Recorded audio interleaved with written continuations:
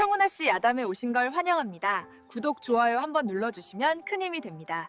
그럼 오늘도 재밌는 야담 함께 들어볼까요? 옛날 옛적 곡창지대로 이름난 평야 마을에 한 노인이 살았습니다. 그는 평생 땅을 일구고 곡식을 쌓아 두 아들을 훌륭히 키워냈지요. 큰아들 영화는 넓은 어깨와 당당한 체구를 지닌 사내로 아버지의 뒤를 이어 가문을 빛내려는 욕심이 컸습니다. 작은아들 근우는 형보다 키가 작고 말수가 적었지만 묵묵히 땅을 일구는 성실함 하나만큼은 누구에게도 뒤지지 않았습니다. 노인이 병석에 누워 얼마 남지 않은 날들을 보낼 무렵이었습니다.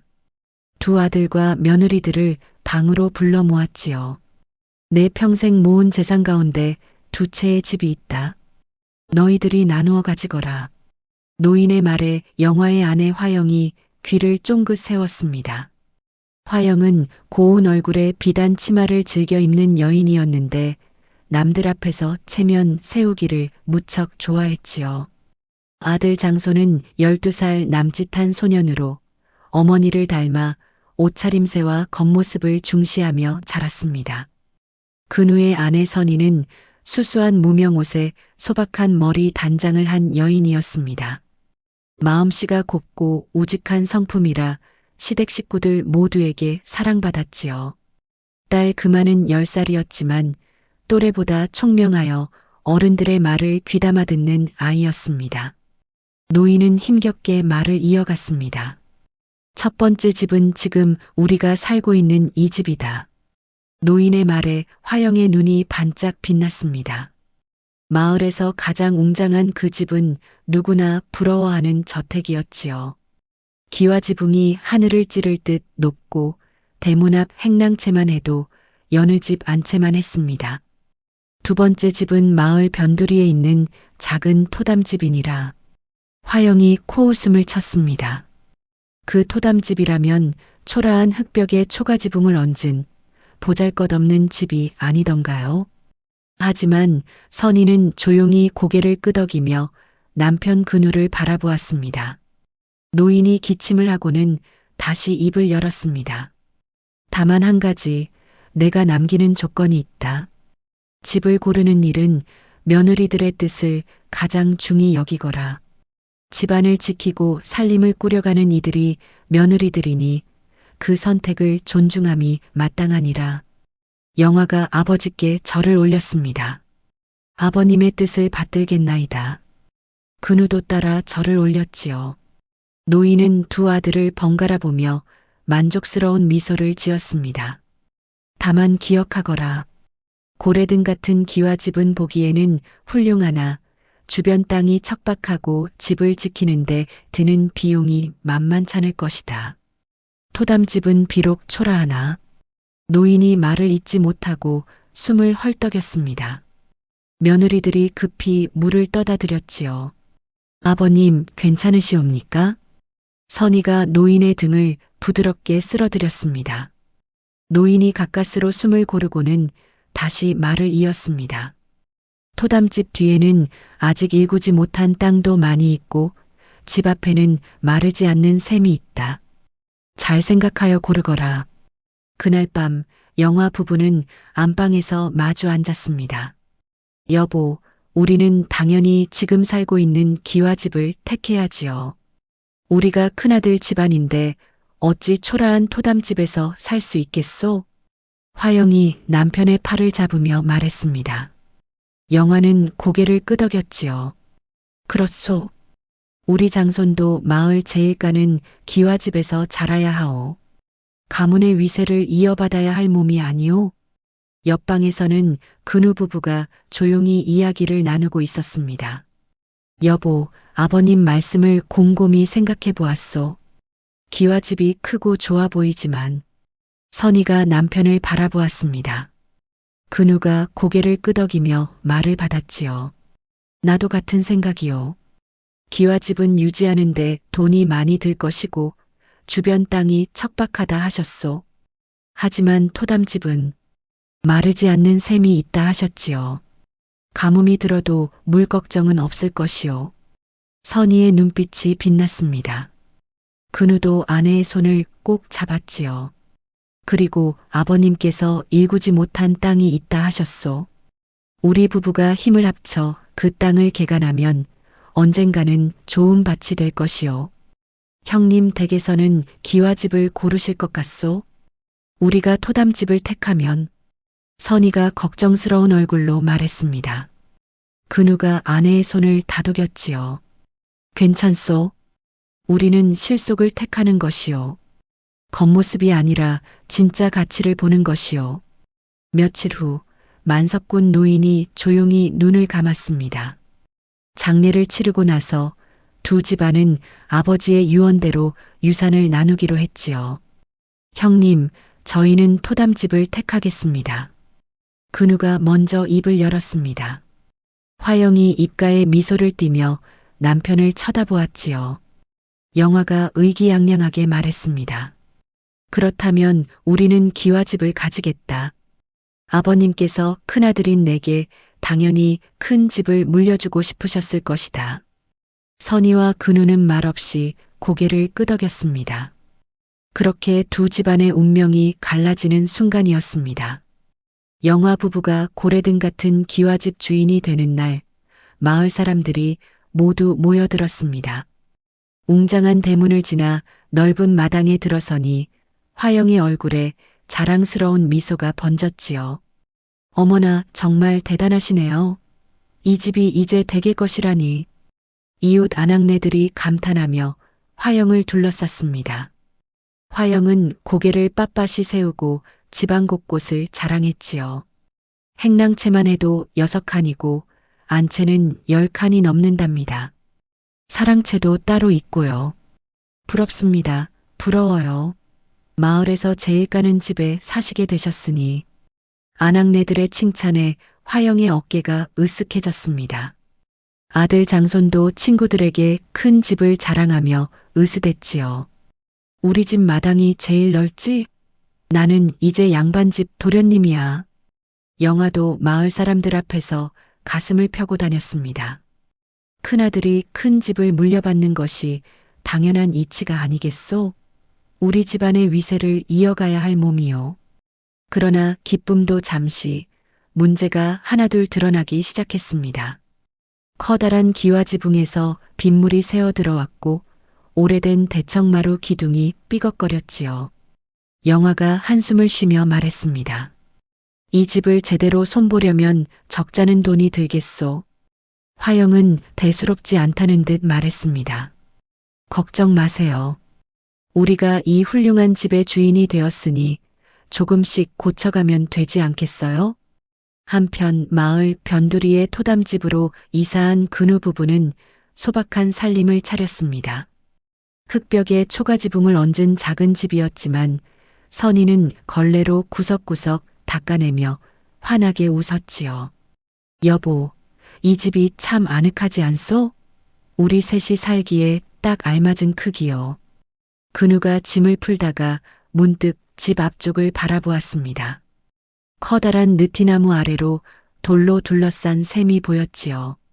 여보, 아버님께서 말씀하신 마르지 않는 샘이 저것인가 보오. 두 사람은 샘으로 다가갔습니다. 샘 주변에는 푸른 이끼가 자라고 있었고 맑은 물이 조용히 고여 있었지요. 샘 둘레에는 오래된 돌들이 정성스럽게 쌓여 있었는데 돌 틈새마다 작은 풀들이 자라고 있었습니다. 근우가 조심스럽게 손을 담가 보았습니다. 여보, 이 물이 참으로 차갑고 맑소? 선희도 손을 담가 물을 떠올렸습니다. 햇빛에 반짝이는 물방울이 마치 수정처럼 빛났지요. 어머, 정말 깨끗해요. 이렇게 맑은 물은 처음 봐요. 딸 금아가 아버지 옆에 쪼르르 달려와 샘물에 손을 담갔습니다. 아버지, 이 물이 정말 차가워요. 그런데 손이 시리지 않아요. 신기해요. 근우가 바가지로 물을 떠서 맛을 보았습니다. 순간 그의 눈이 커졌지요. 이 물이 정말 달구나. 마을 우물물과는 비교도 안 되는 맛이요. 선희도 물을 떠마셨습니다. 시원한 물이 목을 타고 넘어가는 순간 온몸이 상쾌해지는 느낌이었지요. 여보, 이 물은 정말 특별해요. 차갑지만 부드럽고 달면서도 깔끔해요. 마치 산속 약수 같아요. 근우가 샘 주변을 자세히 살폈습니다. 샘물은 땅속 깊은 곳에서 솟아오르는 것 같았지요. 물이 고이는 부분을 들여다보니 바닥에 작은 모래알들이 보였고 그 사이로 물이 보글보글 솟아나고 있었습니다. 여보, 보시오. 이 샘은 땅속 깊은 곳에서 물이 솟아오르는 것이요. 그래서 사철 마르지 않는 게로구나. 선희가 샘 주변의 푸른 이끼와 풀들을 만져보았습니다. 여보, 이 풀들을 보세요. 한여름에도 이렇게 싱싱한 걸 보니 이 샘이 정말 마르지 않나 봐요. 금아가 샘물에 얼굴을 비춰보며 좋아했습니다. 어머니, 물이 거울처럼 맑아요. 제 얼굴이 또렷하게 보여요.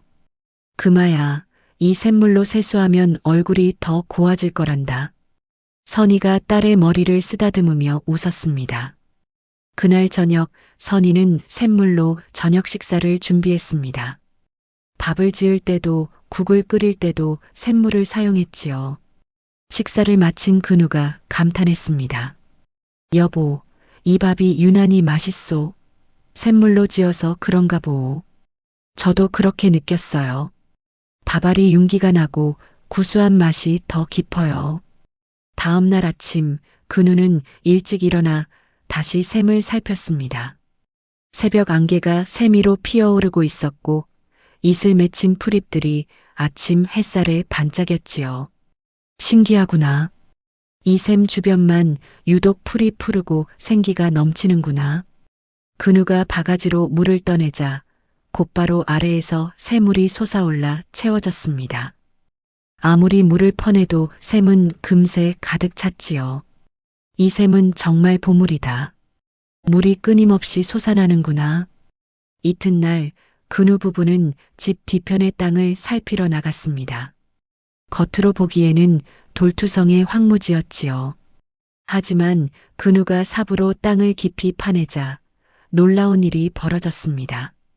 여보, 이걸 보시오. 근우가 외쳤습니다. 돌 아래 깊은 곳에서 검고 기름진 흙이 나타났지요. 선희가 그 흙을 손으로 만져보았습니다. 어머, 이 흙이 정말 부드럽고 기름져요. 아버님께서 이것을 아셨던 게로구나. 근우의 눈빛이 빛났습니다. 그리고 이 샘물을 이 밭에 대면 틀림없이 옥토가 될 것이요. 맞아요. 아버님께서 샘과 밭을 함께 물려주신 이유가 바로 이거였구나. 선희가 남편의 손을 꼭 잡았습니다. 우리 부부가 함께 힘을 합쳐 이 땅을 일구어요. 샘물을 길어다 주고 정성껏 돌보면 분명 좋은 밭이 될 거예요. 매일같이 황무지를 개간했습니다. 우물가 근처에는 바로 곡식을 심었습니다. 그날부터 근우 부부는 매일 아침 샘물을 길어 밭에 뿌리기 시작했습니다. 바가지로 물을 떠서 나르고 또 떠서 나르기를 반복했지요. 샘물은 아무리 퍼내도 마르지 않았고 오히려 더욱 맑고 시원하게 솟아났습니다. 금아도 어린 나이지만 부모님을 도왔습니다. 어머니, 제가 작은 바가지로 물을 날라요. 우리 금아 기특하구나. 하지만 너무 무리하지는 마렴. 며칠이 지나자 신기한 일이 벌어졌습니다. 샘물을 받은 밭의 흙이 점점 부드러워지고 새싹들이 돋아나기 시작한 것이지요. 여보, 보세요. 샘물을 준 곳에서 풀이 나기 시작했어요. 선희가 기뻐하며 외쳤습니다. 근우도 놀라운 표정으로 밭을 바라보았습니다. 이 샘물에는 특별한 기운이 있는 게 분명하오. 생명을 살리는 힘이 있소. 마을 사람들도 근운의 샘에 대해 소문을 듣고 신기해했습니다. 근운의 집 샘물이 정말 특별하다더군. 맛도 좋고 사철 마르지 않는다지. 게다가 그 물로 농사를 지으면 작물이 잘 자란다는 소문도 있어. 하지만 근우 부부는 남들의 말에 신경 쓰지 않았습니다. 오히려 샘물을 길어다 땅에 뿌리며 우직하게 일을 이어갔지요. 계절이 바뀌고 또 바뀌면서 두 집안의 삶은 전혀 다른 방향으로 흘러갔습니다. 영화 부부는 고래등 같은 기와집을 유지하는데 온 힘을 쏟았습니다. 커다란 지붕의 기와가 바람에 날아가면 새 기와를 사다 얹어야 했고, 넓은 마당에 잡초를 뽑는데도 품삯을 주어 사람을 고용해야 했지요. 여보, 이번 달에도 집 수리비로 쌀 2가마니 값이 들었소? 영화가 한숨을 쉬며 말했습니다. 하지만 화영은 개의치 않았습니다. 그래도 우리 집이 마을에서 제일 훌륭하지 않소? 사람들이 우리 집을 보고 모두 부러워한다오.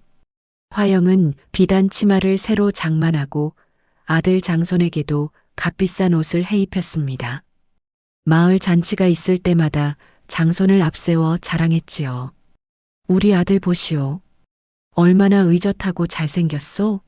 큰집 도련님은 이래야 하는 법이요. 장손도 어머니를 닮아 거칠애를 중시하며 자랐습니다. 친구들에게 자기 집 자랑을 늘어놓고 남의 옷차림이나 신발을 흉보는 버릇이 생겼지요. 너희 집은 우리 집만큼 크지도 않잖아. 내 옷이 제일 좋지? 이런 장손의 모습을 보며 영화는 가끔 불편한 마음이 들었지만 화영이 만족해하니 그저 넘어갔습니다. 어느 날 마을 어른 하나가 영화에게 말했습니다. 영화, 자네 집 뒤편의 땅은 어찌할 생각인가? 그대로 놔두면 아깝지 않은가? 영화가 고개를 저었습니다. 그 땅은 돌투성이에 메말라서 쓸모가 없소. 개간하려면 힘만 들고 소용없을 것이오. 그래도 한번 시도라도 해보면. 아니요. 우리는 이 훌륭한 집을 지키는 것만으로도 바쁘오. 아버님이 물려준 땅으로 집을 수리하고 먹고 사는데 조금 부족한 듯 하나 집 뒤에 있는 땅 따위는 신경 쓸 겨를이 없소. 영화는 그렇게 말하며 돌아섰습니다. 척박한 땅을 일구느니 차라리 집을 더욱 화려하게 꾸미는데 마음을 쓰는 편이 낫다고 여겼지요. 한편 토담집의 근우 부부는 날이 밝으면 삽을 들고 밭으로 나갔습니다.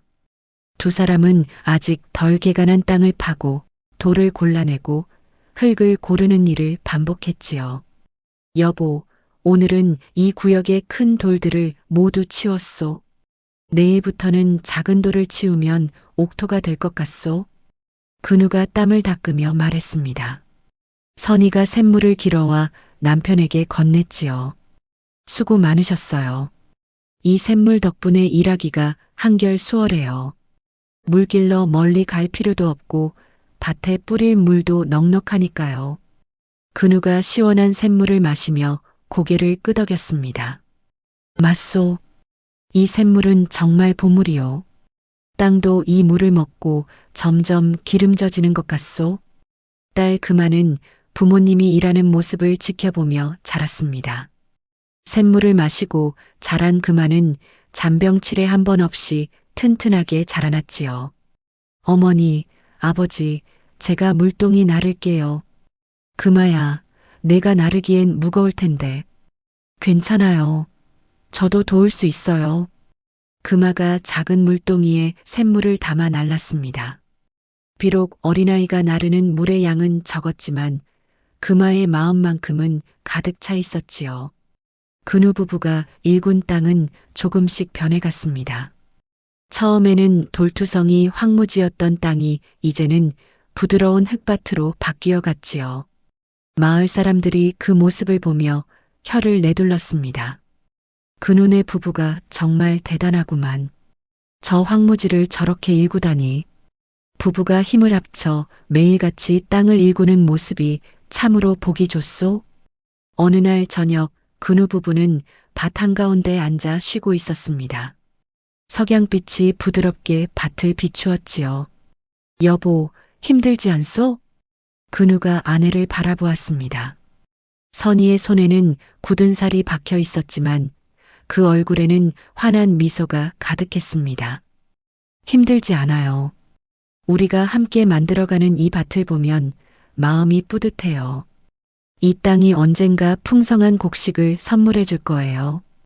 근우가 아내의 손을 꼭 잡았습니다. 당신이 있어 나는 행복하오. 화려한 기와집보다 이 작은 토담집과 우리가 함께 일군 밭이 훨씬 같지요. 두 사람은 서로를 바라보며 웃었습니다. 고된 노동이었지만 그 속에서 느끼는 감사함과 보람이 더 컸지요. 샘물이 콸콸 흐르는 소리가 저녁 공기를 타고 은은하게 퍼져나갔습니다. 근우 부부가 황무지를 개간하기 시작한 첫 해 봄이었습니다. 아침 일찍 밭에 나온 근우가 땅을 살피며 선희에게 말했지요. 여보, 이 밭을 나누어 심으면 어떻겠소? 나누어 심는다니 무슨 뜻이에요? 선희가 호미를 내려놓고 고개를 갸웃거렸습니다. 근우가 밭 한쪽을 가리키며 말했지요. 이쪽 절반에는 보리를 심고 저쪽 절반에는 약초를 심으려 하오. 약초를요? 약초는 팔아도 보리만큼 값이 나가지 않을 텐데요. 선희가 의아한 표정을 지었습니다. 근우가 아내의 손을 잡으며 말했지요. 여보, 지난 겨울에 마을에 감기가 돌았을 때를 기억하시오?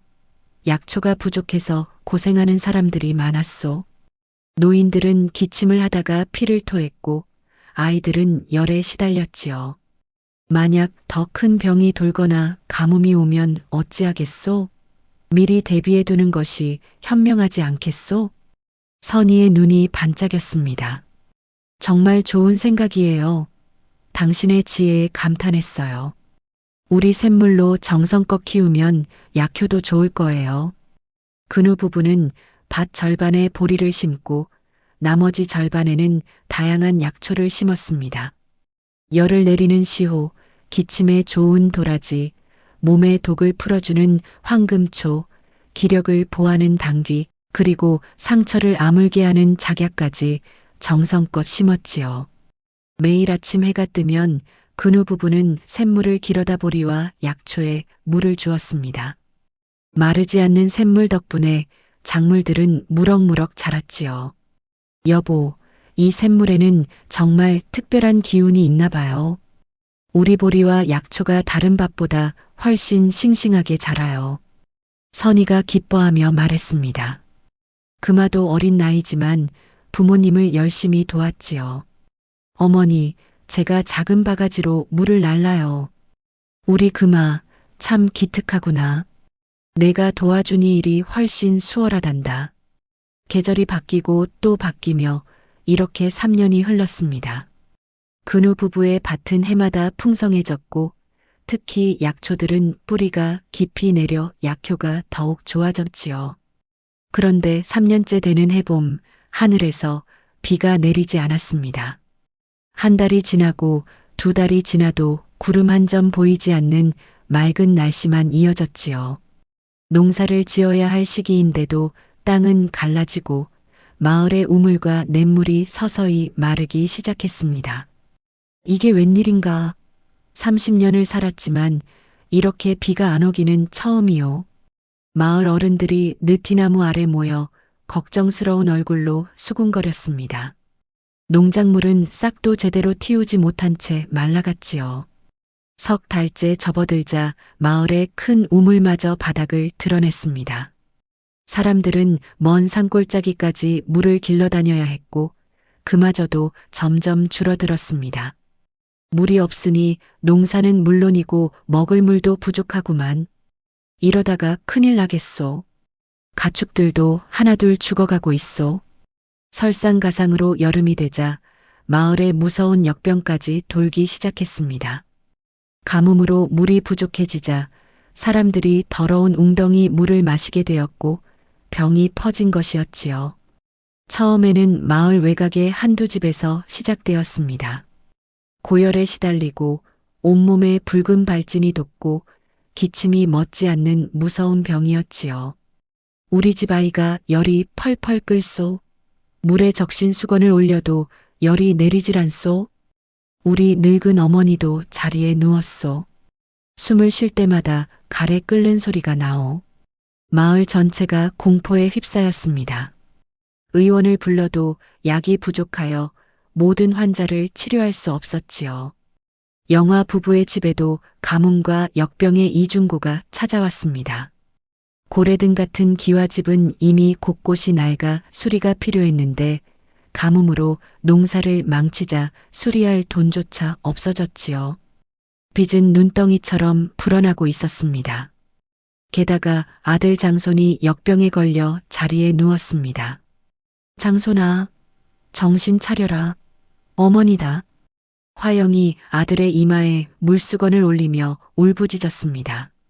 장손의 얼굴은 붉게 달아올랐고 온몸에서 열기가 뿜어져 나왔지요. 어머니, 목이 타요. 장손이 갈라진 목소리로 신음했습니다.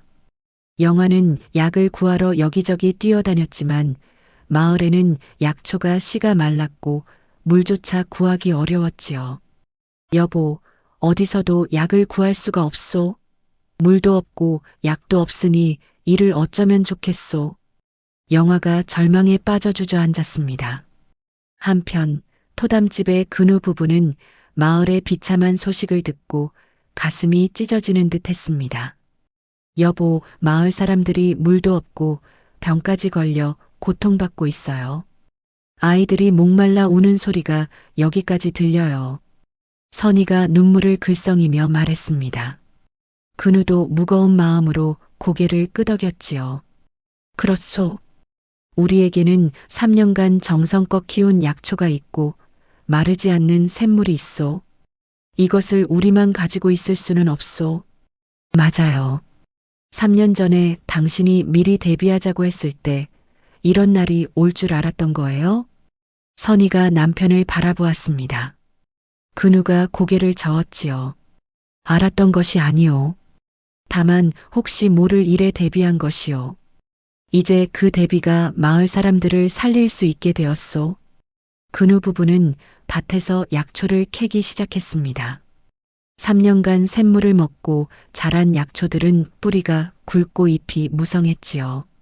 시오의 노란 꽃이 햇빛에 반짝였고 도라지의 보라색 꽃이 바람에 흔들렸습니다.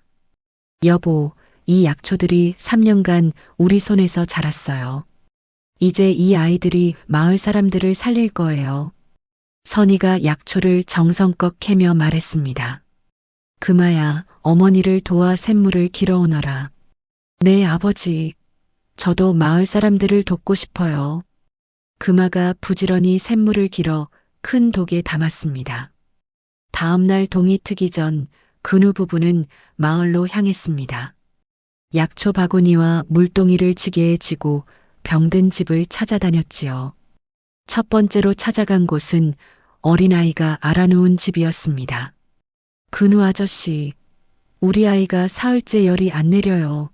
물도 없어서 죽을 것 같아요. 젊은 어머니가 울며 달려왔습니다. 아이는 자리에 누워 가쁜 숨을 몰아쉬고 있었지요. 선희가 먼저 샘물을 떠주었습니다. 어머님, 이 물을 아이에게 먹이세요. 깨끗한 물이 먼저 몸을 편하게 해줄 거예요.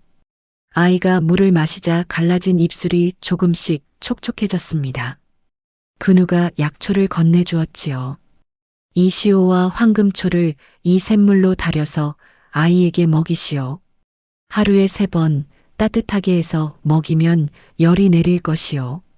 정말 감사합니다. 이 은혜를 어찌 갚아야 할지. 젊은 어머니가 무릎을 꿇고 감사했습니다. 근우 부부는 발길을 멈추지 않았습니다. 다음 집, 또 다음 집을 찾아다니며 약초와 샘물을 나누어 주었지요. 혼자 사는 노인의 집에서는 할머니가 기침을 하다가 피를 토하고 있었습니다. 할머니, 이 도라지와 당귀를 달여 드세요. 기침이 먹고 기력을 차리실 거예요. 선희가 할머니의 등을 쓸어들이며 말했습니다. 이 늙은 것을 위해 이렇게까지. 고맙구나, 정말 고맙구나. 할머니가 선희의 손을 꼭 잡고 눈물을 흘렸습니다. 영화 부부의 집에도 찾아갔습니다. 대문 앞에서 영화가 맥없이 앉아 있었지요. 형님, 근우가 부르자 영화가 고개를 들었습니다. 그의 눈은 충혈되어 있었고 얼굴은 초췌했습니다. 동생아, 장손이가, 우리 아들이 죽어가고 있다. 근우가 급히 안으로 들어갔습니다. 장손이 자리에 누워 신음하고 있었지요. 화영이 아들 곁에서 울고 있었습니다. 형님, 형수님, 걱정 마십시오. 이 약초를 우리 샘물로 달여 조카에게 먹이십시오. 근우가 시호, 황금초, 당귀를 건네주었습니다. 선이가 물동이를 내려놓으며 말했지요. 형님, 이 물은 3년간 마르지 않고 솟아난 샘물이에요. 장손이가 이 물을 마시고 약을 먹으면 분명 나을 거예요. 영화가 동생의 손을 붙잡고 눈물을 흘렸습니다. 동생아, 우리가 그동안 너희를 무시하고 깔봤는데 이렇게 와주다니. 형님, 우리는 가족입니다. 당연한 일을 한 것뿐입니다. 선이가 화영의 손을 잡았습니다. 언니, 장손이는 분명 나을 거예요. 우리 약초와 물을 믿어주세요. 며칠이 지나자 약초와 샘물을 먹은 환자들이 하나둘 회복하기 시작했습니다. 아이들의 열이 내리고 노인들의 기침이 멎었지요. 장손도 눈을 뜨고 일어나 앉았습니다. 마을 사람들이 근우 부부에게 감사의 인사를 전했습니다. 3년 전부터 미리 약초를 심어둔 지혜와 샘물을 나눈 선행이 우리 마을을 살렸소. 근우네 부부의 은혜를 평생 잊지 못할 것이오. 가뭄과 역병의 이중고 속에서도 미리 대비한 지혜와 나눔의 마음이 마을을 지켜낸 것이었지요. 가뭄과 역병이 서서히 물러간 뒤에도 영화 부부의 고통은 끝나지 않았습니다. 3년간 이어진 흉년으로 농사를 완전히 망쳤고 그동안 기와집을 유지하느라 진 빚은 산더미처럼 불어나 있었지요. 어느 날 아침 빚쟁이들이 대문을 거칠게 두드렸습니다. 영화, 더 이상 기다릴 수 없소. 이번 달 이자라도 갚으시오. 영화가 대문을 열자 험상궂은 얼굴에 사내 셋이 서 있었습니다. 조금만 더 기다려 주시오. 역병도 겨우 지나갔는데. 영화가 애원했지만 빚쟁이는 고개를 저었습니다. 안 되겠소. 당장 돈을 갚든지 집을 내놓으시오. 우리도 먹고 살아야 하지 않겠소? 빚쟁이들이 돌아간 뒤 영화가 마당에 주저앉았습니다. 화영이 달려와 남편의 어깨를 잡았지요. 여보, 어떻게 하면 좋아요? 우리에게 남은 것이라곤 이 집뿐인데. 영화가 고개를 떨구었습니다. 집을 팔아야 할 것 같소? 화영의 얼굴이 창백해졌습니다. 아니에요. 이 집은 우리의 자존심이에요. 마을에서 제일 가는 집인데 어떻게? 자존심? 그 자존심이 우리를 이 지경으로 만들었소. 영화가 소리쳤습니다. 화영이 울음을 터뜨렸지요. 내가 잘못했어요. 큰 집에 살면 행복할 줄 알았어요. 남들이 부러워하면 그게 행복인 줄 알았지요. 역병에서 막 회복한 장손이 비틀거리며 방에서 나왔습니다. 아버지, 어머니, 저 때문에 더 힘드셨지요? 제가 병에 걸려서. 영화가 아들을 끌어안았습니다. 내 잘못이 아니다. 아버지가 어리석었다. 동생네가 3년 전부터 약초를 심어 대비할 때 아버지는 무엇을 했느냐? 집치장하고 자랑하는 데만 정신이 팔려 있었다. 화영도 아들의 손을 잡았습니다. 장손아, 삼촌댁 약초와 물이 아니었다면 너는. 생각만 해도 끔찍하구나. 결국 영화 부부는 고래등 같은 기와집을 헐값에 팔아넘겼습니다. 3년 전 두 형제가 아버지의 유산을 나눌 때 그토록 자랑스러워했던 그 웅장한 집이 빚을 갚는 대가로 타인의 손에 넘어간 것이었지요. 집을 비우는 날 화영은 넓은 마당 한가운데 서서 통곡했습니다. 내가 너무 어리석었어요. 겉모습만 화려하면 행복한 줄 알았지요. 동생네가 작은 토담집에서 땀 흘려 밭을 일굴 때 나는 비단 치마 자랑하며 돌아다녔어요. 그 대가가 이렇게 참혹할 줄은. 영화가 아내의 어깨를 감싸 안았습니다. 우리 모두의 잘못이요. 근우 부부는 3년 전부터 미래를 내다보고 데뷔했는데 우리는 눈앞의 허세에만 빠져 있었소. 영화 가족은 짐을 꾸려 집을 나섰습니다. 갈 곳이 없었습니다. 마을 사람들 앞에서 동생네를 무시하고 우쭐댔던 기억이 떠올라 얼굴을 들 수가 없었지요. 여보, 어디로 가야 할까요? 화영이 울먹이며 물었습니다. 장손도 어머니 곁에서 고개를 숙이고 있었지요. 영화는 한참을 망설이다가 입을 열었습니다. 동생에게, 근우에게 가봅시다. 역병 때 베푼 은혜도 갚지 못했는데 염치 없지만 용서를 구하고 도움을 청합시다. 해가 서산으로 기울 무렵 영화 가족은 마을 변두리의 토담집 앞에 섰습니다. 작고 초라한 집이었지만 집 앞에는 맑은 샘물이 콸콸 흐르고 있었고 집 뒤로는 놀라운 광경이 펼쳐져 있었지요. 저게 뭐지? 영화가 눈을 의심했습니다. 집 뒤편의 밭이 온통 황금빛으로 물들어 있었습니다. 3년간 근우 부부가 샘물로 정성껏 키운 보리가 풍성하게 익어가고 있었지요. 마을 전체가 가뭄으로 흉년이었지만 근우의 밭만은 찬란하게 빛나고 있었습니다. 영화가 떨리는 손으로 문을 두드렸습니다. 근우야, 형이다. 문이 열리고 근우가 나왔습니다. 초췌한 모습의 형과 형수, 그리고 아직 몸이 약해 보이는 조카를 보고 깜짝 놀랐지요. 형님, 어찌된 일이십니까? 영화가 깊이 고개를 숙였습니다. 동생아, 형이 크게 잘못했다. 그동안 너희를 깔보고 무시하며 살았는데 이제 모든 것을 잃었구나. 역병 때 너희가 우리 장손이를 살려준 은혜도 갚지 못했는데 이렇게 빈손으로 찾아와 면목이 없다. 선희가 급히 나와 화영을 부축했습니다. 형님, 어서 들어오세요. 장손이가 아직 완전히 회복되지 않은 것 같아요. 얼굴이 창백해요.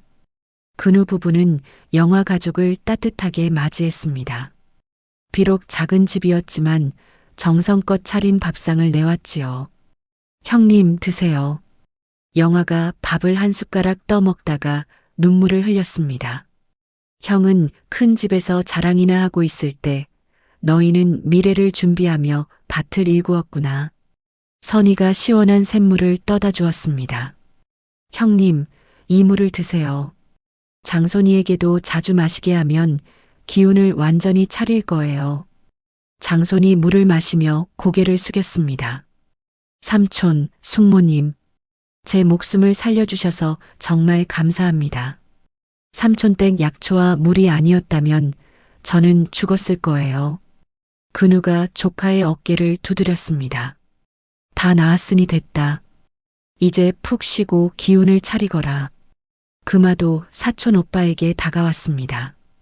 오빠, 우리 집에서 함께 지내요. 제가 맛있는 것 많이 해드릴게요. 다음 날 아침 근우가 형을 밭으로 데려갔습니다. 황금빛 보리가 바람에 일렁이는 모습은 그야말로 장관이었지요. 형님, 보십시오. 이것이 3년간 부부가 함께 땀 흘려 일군 결실입니다. 영화가 황금밭을 바라보며 한숨을 쉬었습니다. 동생아, 내가 진짜 지혜로운 선택을 한 것이었구나. 형은 겉모습에 속아 큰 집을 택했지만 너는 3년 앞을 내다보고 실속을 택했어. 그리고 그 실속이 이렇게 황금빛으로 보답하는구나. 근우가 형의 어깨를 두드렸습니다. 형님, 지난 일은 잊으십시오. 이제부터 우리 함께 다시 시작합시다. 이 밭의 곡식도 함께 나누고 형님, 또 다시 일어설 수 있도록 제가 돕겠습니다. 영화의 눈에서 뜨거운 눈물이 흘러내렸습니다. 동생아, 정말 고맙다. 마을 사람들이 황금밭을 보러 몰려왔습니다. 저것이 진짜 황금밭이로구나. 3년간 부부가 땀 흘려 일군 땅이 저렇게 보답하는구나. 샘물의 힘과 부부의 정성이 만들어낸 기적이요. 그렇게 황금밭은 두 형제에게 새로운 희망을 선물했습니다. 근우의 황금밭에 곡식이 익어갈 무렵 마을 사람들이 하나둘 모여들기 시작했습니다. 가뭄으로 온 마을이 흉년을 맞았지만 근우의 반만은 풍성한 결실을 맺었지요. 근우 수확을 도와드리겠소. 마을 이장이 호미를 들고 나타났습니다. 뒤이어 젊은 사내들도 낫을 들고 왔지요. 근우 형님, 저희도 돕겠습니다. 가뭄 때 물을 나눠주신 은혜를 어찌 잊겠습니까? 저희가 밭을 거들겠습니다. 근우가 손사래를 쳤습니다. 아니요, 제가 어찌 여러분의 손을 빌릴 수 있겠소? 제 밭은 제가 거두면 돼요. 하지만 마을 사람들은 물러서지 않았습니다. 근우, 자네 부부가 가뭄 때 얼마나 우리를 도왔는가? 매일 샘물을 나눠주고 병든 이들에게 직접 물을 날라주었지 않은가? 그렇소. 우리 식구들이 목말라 죽을 뻔했는데 자네 부부 덕분에 살았소. 임신했던 여인이 아기를 업고 나타났습니다. 선이 마님, 저 이렇게 건강한 아기를 낳았어요. 마님께서 날라주신 물 덕분이에요. 제가 수확을 도와드릴게요. 선이가 여인의 손을 잡으며 눈물을 글썽였습니다. 아이가 건강하게 자라니 정말 다행이에요. 하지만 산후조리를 해야 할 몸인데 어찌 일을 하려 하세요? 괜찮아요. 제가 할 수 있는 일을 하고 싶어요. 열병을 앓던 노인도 지팡이를 짚고 왔습니다. 근우, 나도 거들겠네. 비록 늙은 몸이지만 곡식단을 묶는 일쯤은 할 수 있지. 할아버지, 몸조리를 하셔야지요. 근우가 말렸지만 노인은 고개를 저었습니다. 자네 부부의 은혜를 잊을 수 없네. 나를 죽음에서 구해준 고마움을 조금이라도 갚고 싶구만. 결국 근우 부부는 마을 사람들의 뜻을 받아들였습니다. 해가 떠오르자 밭에는 수십 명의 사람들이 모여 수확을 시작했지요. 자, 모두 힘을 모읍시다. 근우네 부부를 위해 열심히 일합시다. 낫질 소리가 경쾌하게 울려 퍼졌습니다. 젊은 사내들은 곡식을 베고 아낙네들은 단으로 묶었지요. 아이들도 떨어진 이삭을 주워 모았습니다. 금아도 친구들과 함께 열심히 일했습니다. 금아야, 내 부모님은 정말 훌륭하시다. 우리 부모님도 그만의 집 물 덕분에 살았다고 하셨어. 금아가 부끄러운 듯 웃었습니다. 우리 부모님께서 이웃을 사랑하시는 거예요. 해가 지기 전 넓은 밭의 곡식이 모두 수확되었습니다. 황금빛 곡식단이 산더미처럼 쌓였지요. 이렇게 많은 곡식을 거두다니 정말 대단하오.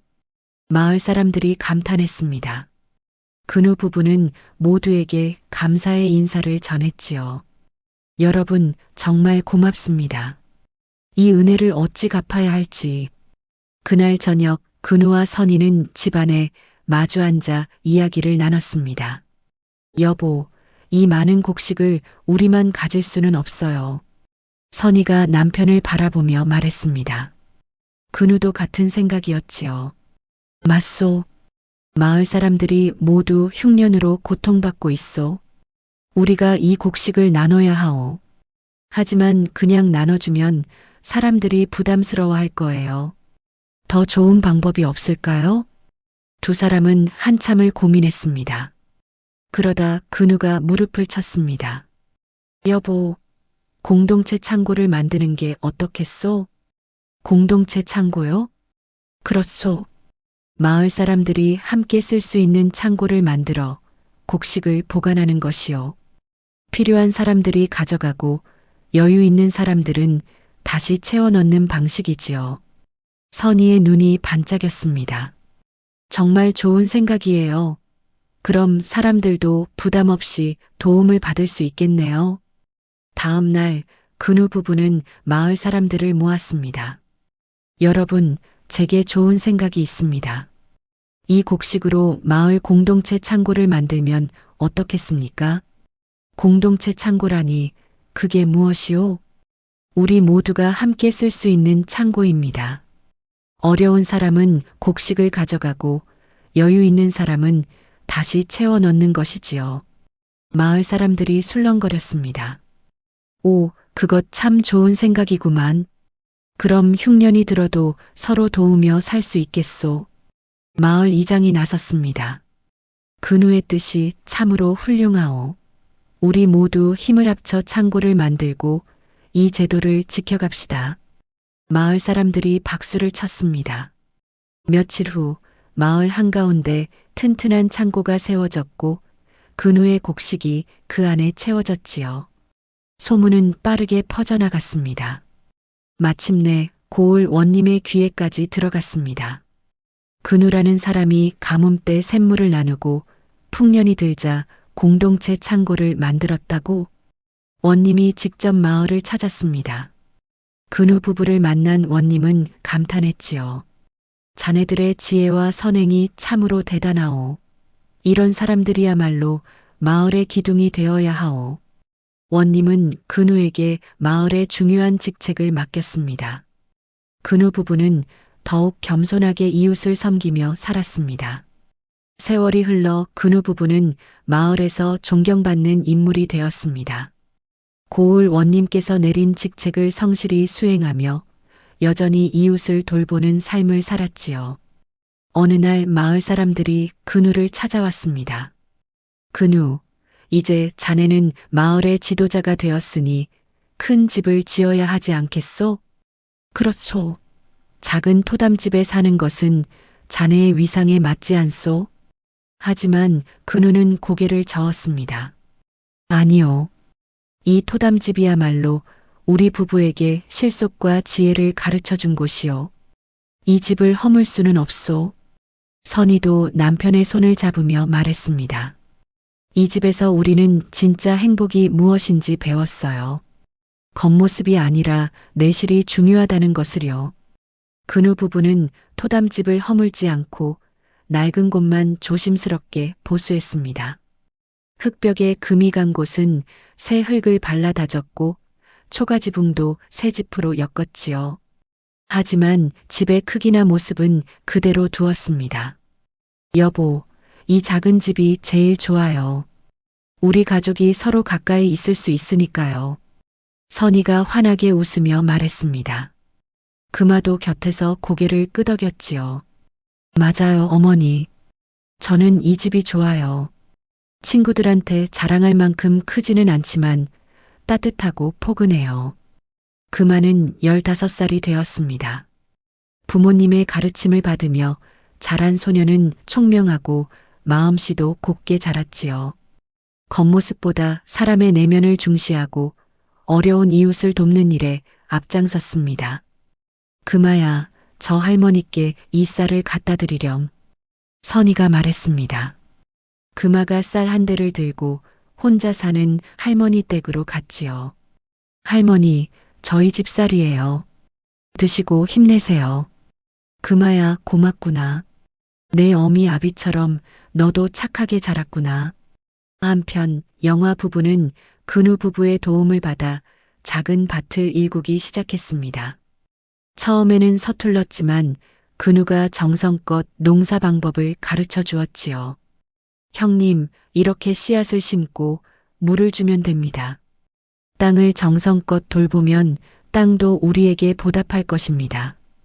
영화가 허리를 굽혀 씨앗을 심으며 말했습니다. 동생아, 내가 이제야 깨달았다. 겉모습이 아니라 땀 흘려 일구는 것이 진짜 가치라는 것을 말이다. 화영도 예전과 달라졌습니다. 비단 치마 대신 무명 옷을 입고 손수 밭일을 도왔지요. 제가 참 어리석었어요. 남들 눈에 보이는 것만 중요하다고 여겼지요. 하지만 진짜 행복은 우직하게 일하고 이웃과 나누며 사는 것이더군요. 화영이 선희에게 말했습니다. 선희가 언니의 손을 꼭 잡았지요. 언니, 이제라도 깨달으셨으니 다행이에요. 우리 함께 행복하게 살아요. 장손도 많이 변했습니다. 예전에는 겉모습만 중시하고 친구들에게 자랑하기 바빴지만 이제는 달랐지요. 금아, 누이, 나도 밭일을 배우고 싶어. 가르쳐 줄 수 있니? 그럼요, 오빠. 함께 일하면 더 재미있어요. 금아와 장손은 함께 밭에 나가 일했습니다. 장손은 동생 금아의 성실한 모습을 보며 많은 것을 배웠지요. 금아, 너는 참 대단해. 거칠애 하나 없이도 이렇게 당당하고 행복할 수 있다니. 오빠, 행복은 남에게 보이는 게 아니라 마음속에서 느끼는 거예요. 금아의 말에 장손이 고개를 끄덕였습니다. 계절이 바뀌어 영화 부부의 작은 밭에도 곡식이 익어갔습니다. 비록 근우의 황금밭만큼 풍성하지는 않았지만 두 부부가 함께 땀 흘려 일군 값진 결실이었지요. 여보, 우리도 곡식을 거뒀어요. 비록 작지만 우리 손으로 일군 거예요. 화영이 기쁨에 겨워 외쳤습니다. 영화도 환하게 웃었지요. 당신 정말 고생했소. 우리 이제 새로운 삶을 시작한 것이요. 그날 저녁 두 형제 가족은 토담집에 모여 함께 식사를 했습니다. 소박한 밥상이었지만 그 어느 때보다 따뜻하고 행복한 시간이었지요. 형님, 이제 우리 모두 행복하게 살 수 있겠습니다. 근우가 형의 손을 잡았습니다. 영화가 눈물을 글썽이며 말했습니다. 동생아, 내가 보여준 길 덕분이다. 겸손과 성실함, 그리고 이웃을 향한 사랑을 내가 배웠다. 선희와 화영도 서로의 손을 맞잡았습니다. 금아와 장손도 함께 웃었지요. 작은 토담집은 여전히 초라했지만 그 안에는 진정한 행복이 가득했습니다. 근우 부부는 부와 명예를 얻었지만 겸손함을 잃지 않았고 영화 부부는 모든 것을 잃었지만 진짜 가치를 찾았습니다. 세월은 강물처럼 흘러 여러 해가 지났습니다. 근우 부부의 토담집 앞 샘물은 여전히 맑게 솟아났고 황금밭은 해마다 풍성한 곡식을 선물했지요. 어느 가을날 마을 사람들이 모두 모였습니다. 근우 부부가 마을을 위해 헌신한 지 10년이 되는 날이었지요. 근우, 선희, 당신네 부부 덕분에 우리 마을이 이렇게 번영했소. 마을 이장이 두 사람 앞에 섰습니다. 뒤에는 마을 사람들이 가득 모여 있었지요. 아니에요. 저희는 당연한 일을 했을 뿐입니다. 근우가 겸손하게 말했습니다. 선희도 고개를 숙였지요. 당신네가 만든 공동체 창고 덕분에 우리 마을은 흉년에도 굶주리지 않았소. 샘물을 나눈 덕분에 가뭄에도 견딜 수 있었소. 그뿐이 아니오. 당신네 부부의 겸손과 성실함을 보며 우리 모두가 배웠소. 마을 사람들이 박수를 쳤습니다. 금아가 부모님 곁에서 자랑스러운 표정으로 서 있었지요. 이제 20살이 된 금아는 어엿한 처녀로 자랐지만 여전히 부모님처럼 이웃을 돌보며 살았습니다. 영화 부부도 사람들 틈에 서 있었습니다. 이제는 작지만 자기들만의 집을 마련했고 밭에서 거둔 곡식으로 검소하게 살고 있었지요. 동생아, 내가 내게 가르쳐 준 것들을 나는 평생 잊지 못할 것이다. 영화가 근우의 어깨에 손을 얹었습니다. 형님, 우리 모두 함께 배운 것입니다. 진짜 가치가 무엇인지를요. 장손도 옆에서 환하게 웃고 있었습니다. 이제 청년이 된 장손은 겉모습보다 내실을 중시하는 사람으로 자랐지요. 저녁이 되자 근우 부부는 토담집 마루에 앉아 석양을 바라보았습니다. 여보, 우리가 이 집을 선택한 게 정말 잘한 일이었지요? 선희가 남편의 손을 잡았습니다. 근우가 아내를 바라보며 웃었지요. 그렇소. 아버님께서 우리에게 주신 것은 집이 아니라 지혜였소. 겉모습에 속지 말고 진짜 가치를 보라는 가르침이었지요. 고래등 같은 기와집은 웅장했지만 그 안은 공허했어요. 하지만 우리의 작은 토담집은 사랑과 행복으로 가득했지요. 두 사람은 집 앞 샘을 바라보았습니다. 샘물은 변함없이 콸콸 흐르고 있었지요. 이 샘물처럼 우리의 마음도 늘 맑게 이웃과 나누며 살았소. 그리고 우리가 함께 일군 황금밭은 땀의 가치를 가르쳐 주었어요. 금아가 마루로 올라와 부모님 사이에 앉았습니다. 어머니, 아버지, 저도 부모님처럼 살고 싶어요. 겉모습이 아니라 진정한 가치를 추구하며 살고 싶어요. 근우가 딸의 머리를 쓰다듬었습니다. 금아야, 내가 그렇게 자라준 것이 아버지는 가장 기쁘구나. 달빛이 토담집을 비추었습니다. 작지만 따뜻한 그 집에서는 여전히 웃음소리가 흘러나왔지요. 근우 부부는 검소한 삶을 지키며 이웃과 나누는 기쁨 속에서 행복하게 살았습니다. 그들의 삶은 부부의 합심과 지혜로운 선택의 상징으로 길이 남았고 마을 사람들은 그 가르침을 가슴에 새기며 대를 이어 살아갔습니다. 감사합니다. 행복한 하루 되세요.